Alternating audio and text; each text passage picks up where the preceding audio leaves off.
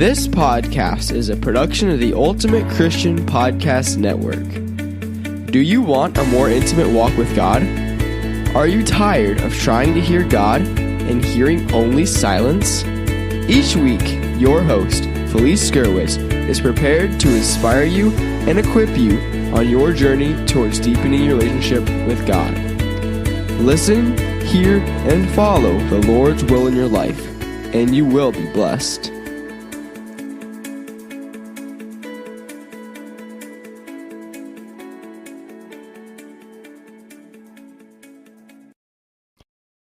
And welcome. My name is Felice Gerwitz, and today I'm going to talk to you about last-minute Christmas preparation. Well, it's not what you think. It is really something that has occurred to me lately that is missing in my own life, so I'm going to be sharing this with you.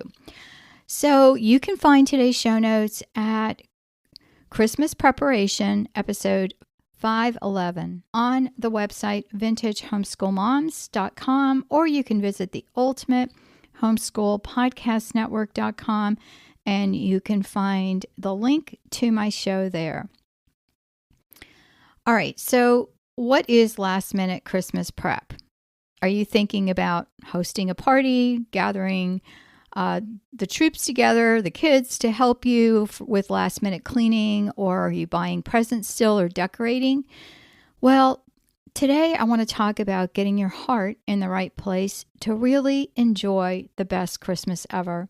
I've created many podcasts in the history of vintage homeschool moms. Oh my goodness, this is episode 510. So as you can imagine, in the past, I have lots of podcasts that deal with holiday prep and how to, do last minute preparation for meals and so forth. So if you look in the show notes, you can find Christmas preparation podcasts, and they are listed there. Everything from the best Christmas ever to gifts under $10, which I just did a few weeks ago, to the Christmas countdown, Christmas final touches, Christmas memories, and so much more.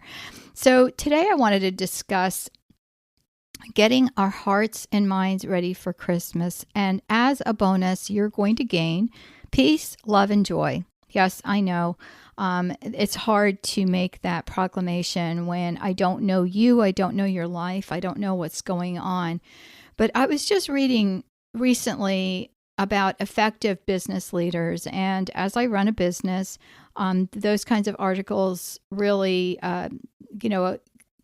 capture my attention. And one of the things they are looking for, they say customers look for, is being mission-driven or mission-minded and having an overall culture or accountability and that kind of thing within your organization. And so as a homeschooler, right, and as a mom and as a business owner, I have found that homeschool parents do this naturally. And one of the prerequisites for being on the network is to be homeschooling and to have that as part of what you did, currently or what you've done in the past. And I don't have to babysit my podcasters. They know to get their podcasts up because they want to be there for their audience. The same as with you. I don't really need to tell you what you need to accomplish in the week or so before Christmas because you already know this. You already have a plan. And if you don't worry about it because all you're going to do is get anxious and worried. And that was how I was feeling. I was preparing for 31 guests, and I started stressing the last minute preparations for that. Now, I don't really have an excuse because I've hosted Christmas celebrations for over 20 years. You'd think I'd have it down by this time. And it's not so much, do I know what I'm serving or how am I going to set the table or where am I putting people? I mean, I even have little printed name cards that we use year after year. And I have a template that if you've picked up any of our Christmas bundles on our website that are totally free for all of you, then you'll get those templates and things. But what I was finding was that I was stressed and upset and not where I wanted to be. So I needed to stop. And, one of the things I noticed as I was walking by my living room was, oh, I'm smelling the pine tree. And I haven't even thought about just sitting for a few minutes with a cup of coffee and just relaxing and enjoying looking at the tree, And in years past, I made more time for that kind of thing. And I know, some of you have little ones and that sort of thing. And so it isn't always feasible to do those things. But even if we just stop with the kids and just say, okay, everybody, do you smell that? Close your eyes and what do you smell? And maybe you have a fake tree and that's fine. You can get pine scent, or if you're allergic to pine, maybe it's something else that you've got, with cookies baking, or you know what I'm talking about. It's just the scents and smells of Christmas. And I realized that I was, just taking too much time in stressing rather than preparing my heart. So when I realized my heart wasn't in the right place, I had to stop and just look at my situation and say, what am I going to do?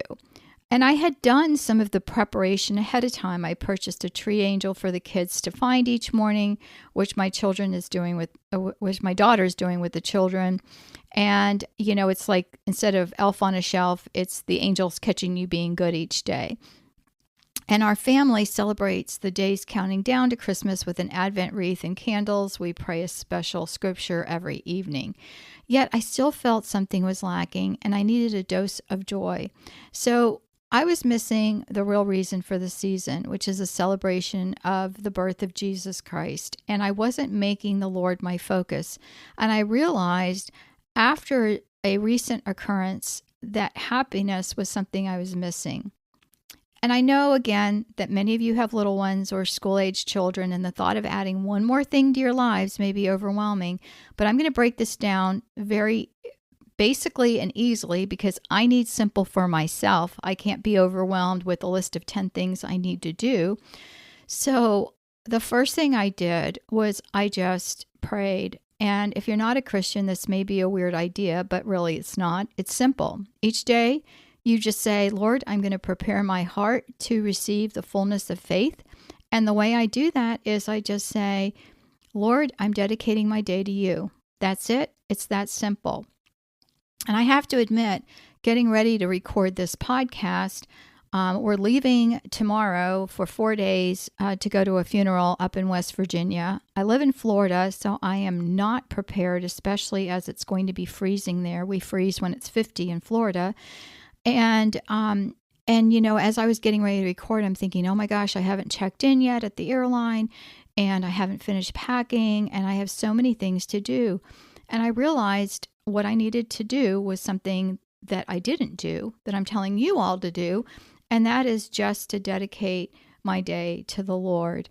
And when I do that, friends, it is amazing how much I am able to just calm down and just relax and let God.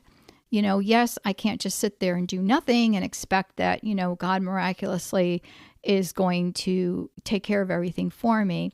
But I just found a sticky note as I was cleaning up my desk, trying to find my headphones that I need to take.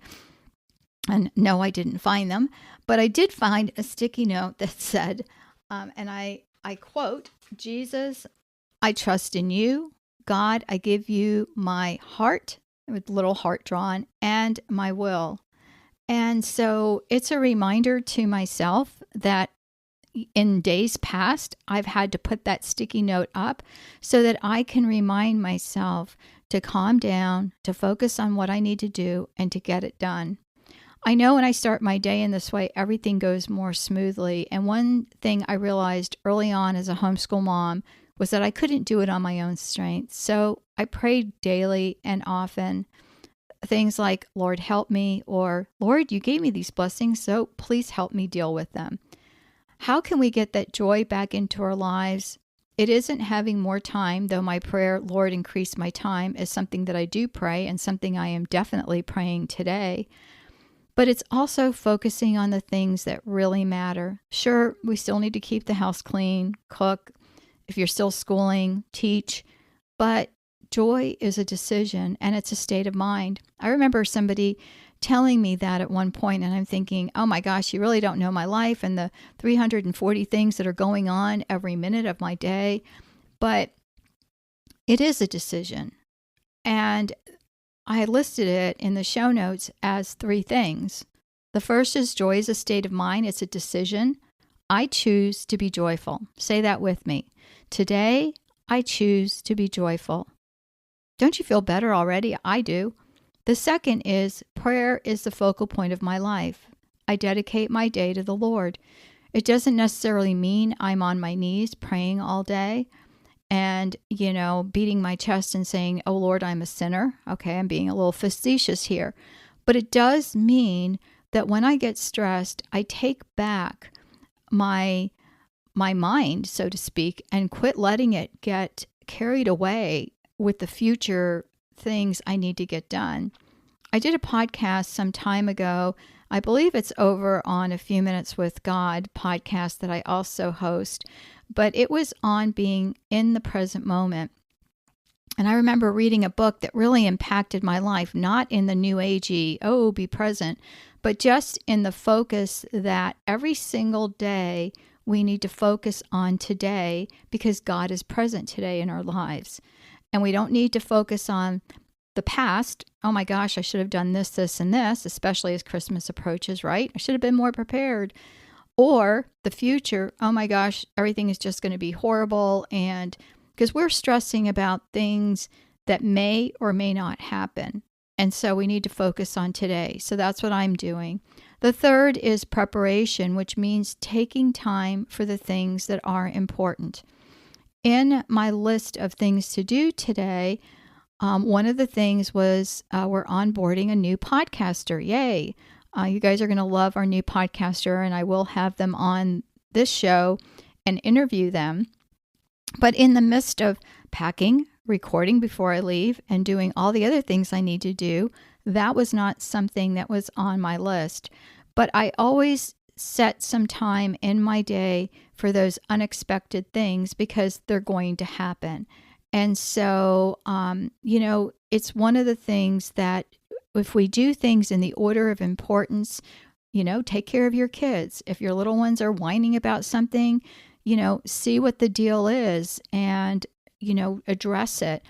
And I know with little ones, and especially the times I have my grandkids over, which reminds me of the years ago when my children were little, that just listening to them for just a few minutes, because I've got some grandchildren that are the talkers.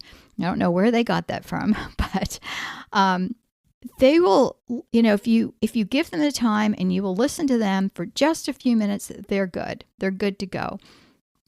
And so, that way we can enlist their help and give them some little job that they really feel important and love doing, and then get on with our day. So doing these things, making up my mind that I'm going to choose to be joyful, having prayer as the focal point of my day, and preparation as far as doing the things that are most important on my to-do list helps to keep me calmer, and I have peace in my heart, and I can have joy and then hope that everything's going to fall into place. Even if something burns or a guest shows up late or we have to deal with some other type of mini crisis, the goal is to have a peaceful day during Christmas. Preparing my heart and attitude for Christmas also means realizing that my faith, the joy that Christmas brings, and the joy of being together as a family is enough. What makes you the happiest? Have you given that any thought? Well, it changes through the years, but for me, probably the thing that makes me the happiest is having everyone home together. I was blessed to have all 5 of my children here for Thanksgiving and extended family as well. And as you can imagine, that made me very joyful. If your children are little and everyone is still home, please enjoy these days. I know everyone says it goes fast, but truthfully it does. Your infant turns 18 before you know it. I'm blessed to have 3 of my 5 children who live in the same town. One lives 2.5 hours away, and one lives a very long airplane ride away. But the joy in my heart is knowing that we are connected as a family. It's phenomenal. The 2 children who live out of town also celebrate Advent, and on the first Sunday, we did a FaceTime call so they could light their wreaths as we lit ours here and follow along in their books as we prayed together. Friends, it doesn't get any better than that. It doesn't matter what I receive as a Christmas present. For me, having my family together, especially now that they're young adults, is so much more important.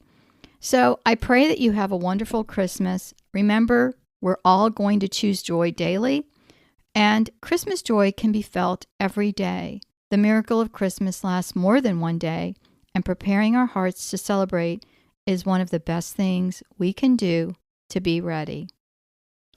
Take care, everyone. God bless. And if you want today's show notes, you can visit vintagehomeschoolmoms.com. Christmas preparation episode 511. And take care and have a blessed and joyful Christmas from all of us at the Ultimate Homeschool Podcast Network. Thanks for listening to the podcast, A Few Minutes with God. Please visit Felice on our website, afewminuteswithgod.com, and your podcast page on afewminuteswithgodpodcast.com. There you will find the show notes for today's episode. This podcast is a production of the Ultimate Christian Podcast Network.